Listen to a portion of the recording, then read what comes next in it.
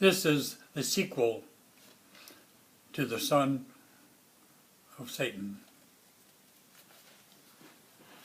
Seth saddled up old Clyde, whistled for his faithful dog Gray, then left the desert inn on that fateful day. He had killed a man who had killed his ma and had killed his sister Ann. He was sure there could be absolutely no good in man. Until now, Seth's world was one filled with hate, but revenge had only been bittersweet. Though he had vowed to kill that sadist, he felt no relief when he lay dead at his feet. Seth thought of his love for his deported ma and that of his little sister Ann. He longed just once more to feel the love and touch of a gentle hand.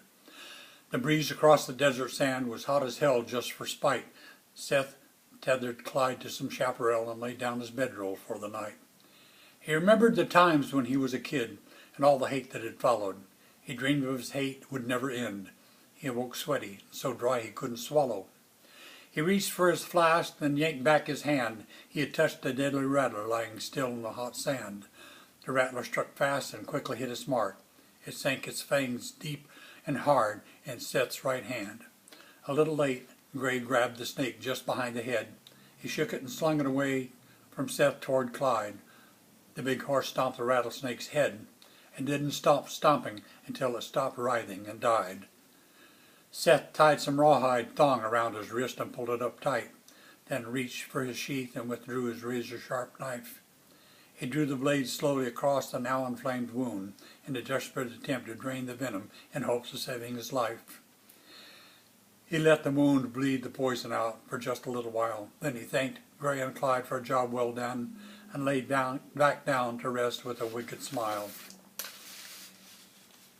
He dreamed, while running a high fever, of his ma and of his sister Ann, and all the while it really seemed like both were there tenderly nursing his wounded hand. At dawn he awoke, and his right arm ached with an unbearable pain. He took a long, cooling drink from his battered old canteen, and as quickly as he had risen from his bedroll, he sank to his knees and laid back down again.